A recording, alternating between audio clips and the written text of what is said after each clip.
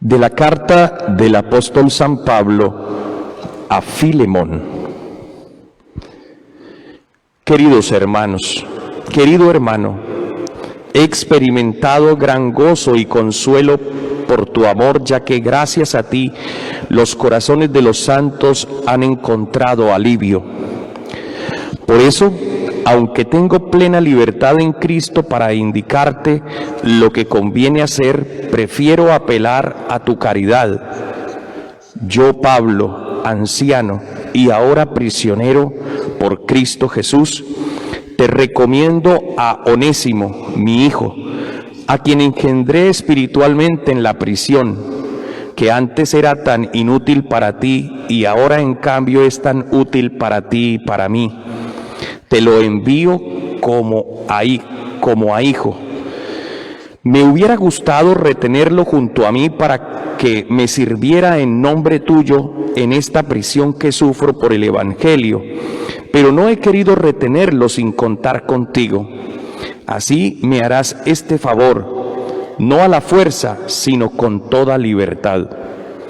Quizás se apartó de ti por breve tiempo para que lo recobres ahora para siempre, y no como esclavo, sino como algo mejor que un esclavo, como un hermano querido, que si lo es mucho para mí, cuánto más para ti, humanamente y en el Señor.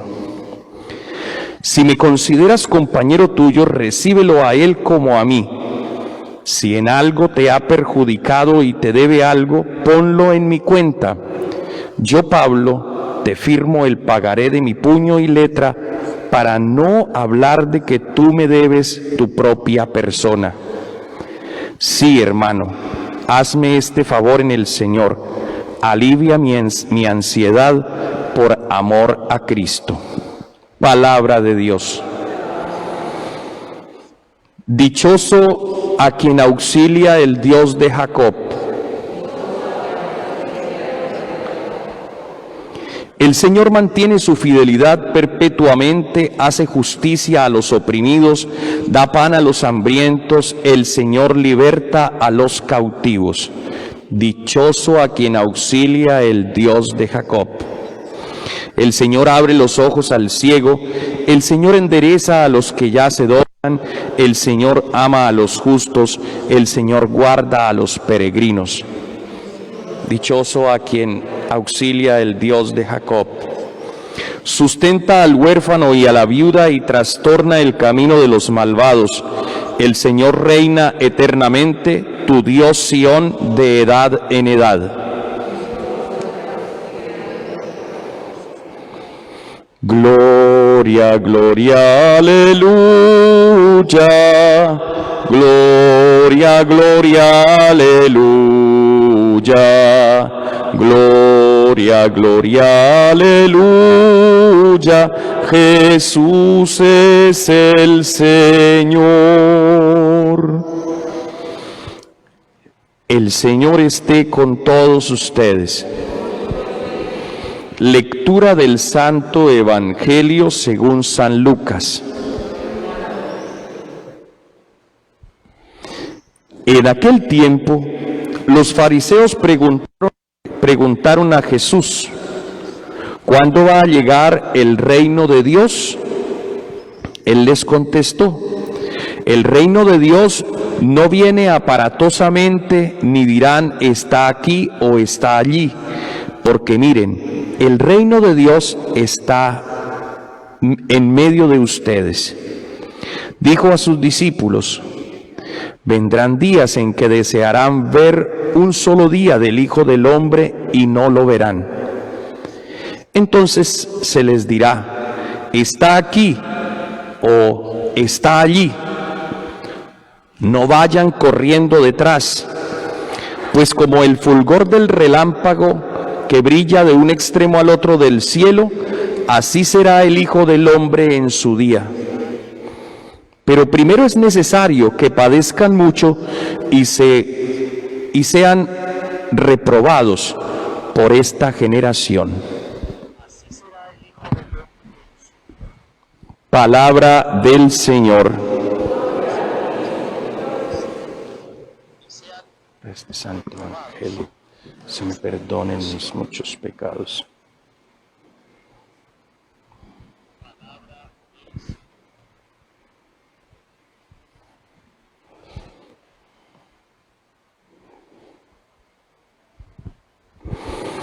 San Josafat, un santo poco conocido, mártir. ¿Quién es? Nace en la Iglesia Ortodoxa en el año 1580, pero muy pronto se une a la Iglesia de Ucrania, ligada a Roma. En el año 1607 es consagrado como obispo de Polotsk. Se entrega sin reserva al servicio de su pueblo. El éxito de su trabajo apostólico provoca contrariedades por parte de los enemigos de la Iglesia Católica, y en Vitebsk, en el transcurso de una visita pastoral, muere asesinado.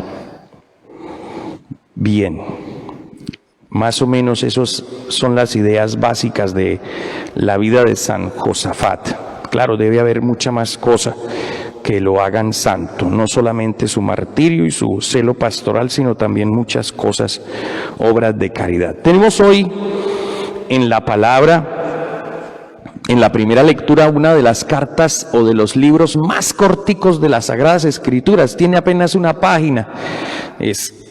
Puede decirse que es un capítulo, ¿cierto? La carta a Filemón. Es una carta muy sencilla que contiene un objetivo muy claro que ustedes lo debieron haber captado fácilmente mientras yo la leía. Porque Pablo, que en estos momentos está prisionero,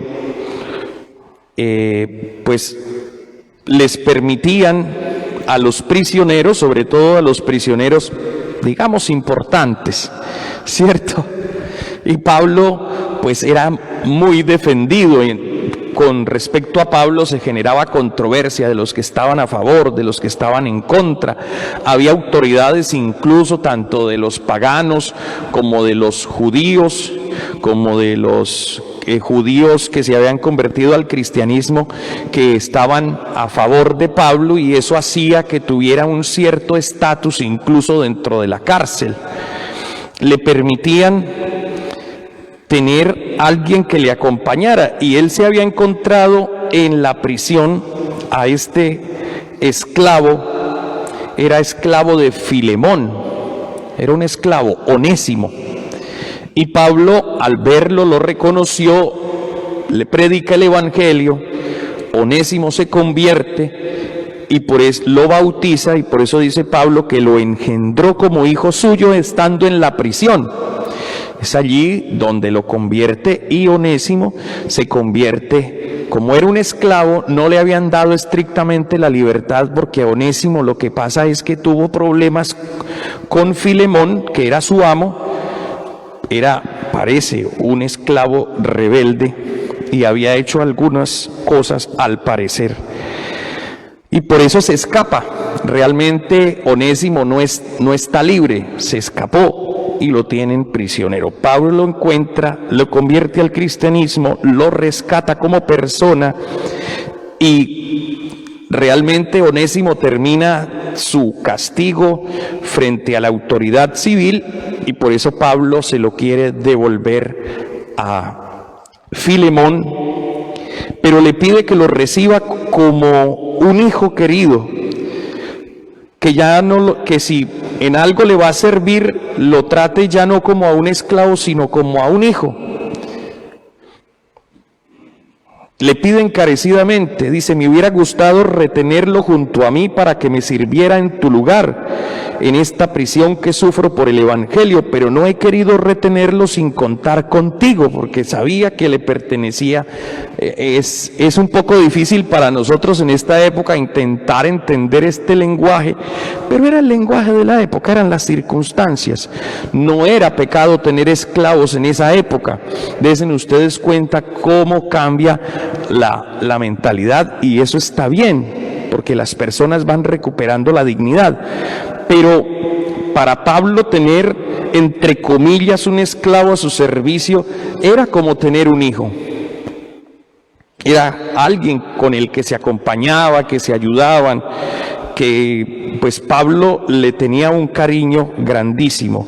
Además que pues si alguien lo ayuda a uno en los momentos más difíciles de la vida, pues a esa persona uno le agarra un cariño especial, ¿sí?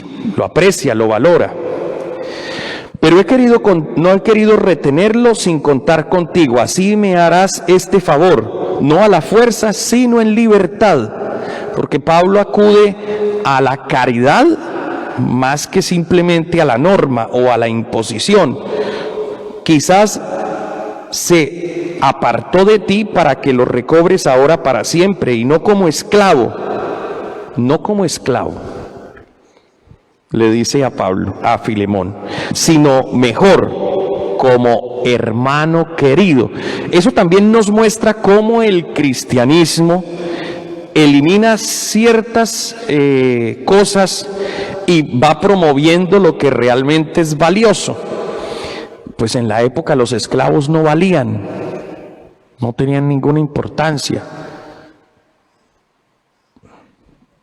Pero Pablo le da una importancia profunda a Onésimo y le enseña a Filemón que lo trate ya no como un esclavo, sino como un hermano. Se rompe esa división que existe entre el dueño y el esclavo, entre el amo y el esclavo, entre el amo y el sirviente, y ahora será un hermano, tendrá que ser tratado muy bien. Es interesante, eso da grandes pasos para ver cómo el cristianismo fue generando entre las sociedades antiguas la conciencia de que todas las personas tenían un valor y tenían una dignidad. Es lo que sucedió aquí, por ejemplo, con San Pedro Claver, este jesuita español que llegó y que ahí en Cartagena, ¿cierto?, y en Santa Marta comienza a recoger todos los esclavos que son botados, porque como no valían nada, se enfermaban, pues los botaban. Ya no sirve, pues los tenían aguantando hambre, los hacían trabajar hasta no más poder, y los botaban a que se murieran en la calle, a ver si al menos los chulos, como decimos por aquí en norte de Santander, en Santander se los comían cuando se murieran.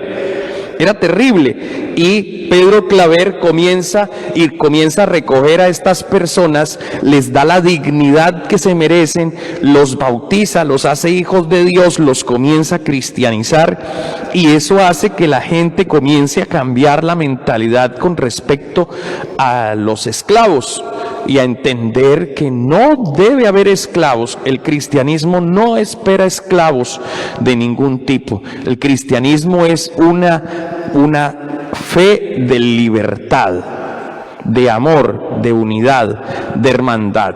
Fratelli tutti.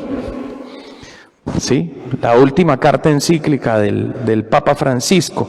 Fratelli tutti. ¿Cómo nos debemos tratar? Si aquí Pablo le enseña a Filemón y a Onésimo, amo y esclavo, a que se traten como hermanos, a que quiten las divisiones, a que eliminen los estratos sociales, ¿cuánto más debemos aprender nosotros hoy día? Pareciera que en esta época no existe la esclavitud, ¿cierto? Pero hay más esclavos de los que imaginamos, muchísimos esclavos.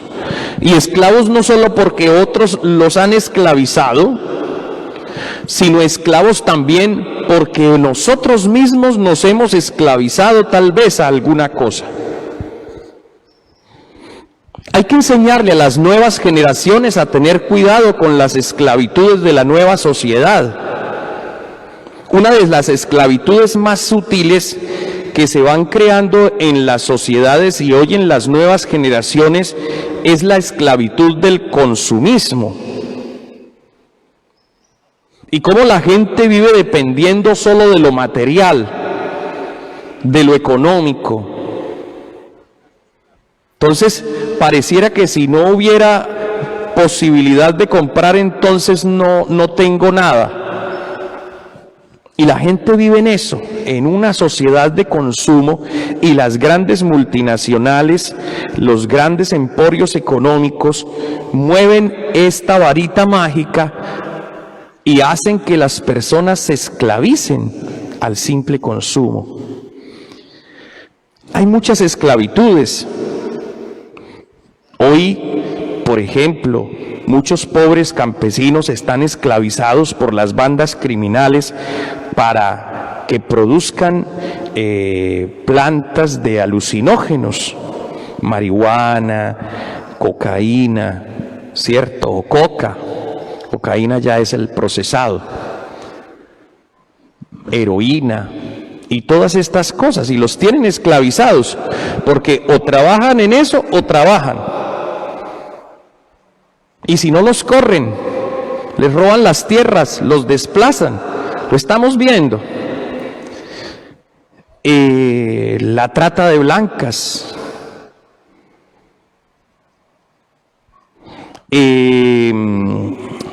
La esclavitud sexual. ¿Cuántas mujeres y cuántos muchachos están esclavizados por proxénetas? Y están esclavizados. Y los tienen únicamente para usufructuar a través de la venta de sus cuerpos. Nomás en Cúcuta, ahí en el parque, ¿cómo se llama? Frente de la parroquia San Antonio de Padua, Parque Mercedes, ahí hay mucho proxéneta. Y lamentablemente hay mucha prostitución masculina y femenina y homosexual. No, eso no es solamente de un solo lado, tristemente. Y son esclavos de eso. No porque ellos lo han querido, los obligan. Y es un negocio sucio, bajo, de las bajas esferas. No más aquí en Cúcuta, en esta realidad de nuestra ciudad, con tantas cosas hermosas, con tanta gente buena, pero también con tanta gente mala que hace tanto daño. Ve, el pedir limosna es una esclavitud. Yo lo viví en mi primer año de ministerio sacerdotal. Estuve un tiempo, como un mes y medio en la catedral, 20 días, una cosa así, no recuerdo. Tuve que cubrir un poco al párroco porque tenía que hacer una diligencia fuera de la ciudad, y estuve allí y me encontré con la realidad de los mendigos sentados en las puertas de la catedral. Y descubrí todo porque uno de ellos se enfermó gravemente y ya no lo recogían, lo dejaron tirado. Entonces yo me acerqué a esta persona y le dije que si quería que le ayudara. La primera noche me dijo que no y se quedó ahí en la noche a la intemperie, no se podía levantar ya, pero ahí lo habían dejado tirado. Y yo vigilaba de día y de noche a esta persona porque me daba pesar. ¿Qué necesita? Un día ya vi a la persona muy mal. Me acerqué y le dije, ¿por qué no se ha ido para su casa? Todas las noches todos se van. ¿Usted por qué se queda ahí? Y me contó la historia. Es que yo ya no les sirvo porque gastan más en mí que lo que produzco. ¿Cómo así?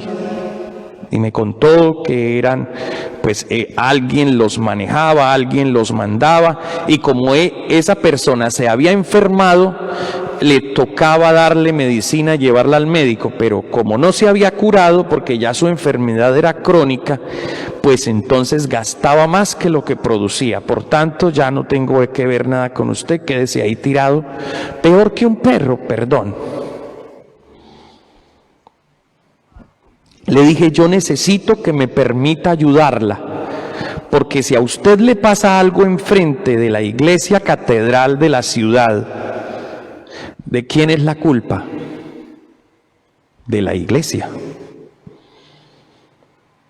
Entonces yo necesito que usted me permita ayudarla. Hablé con algunas hermanitas de algún ancianato, le dije que le rogaba por Dios que nos ayudara para levantar a esta persona, ya que había permitido.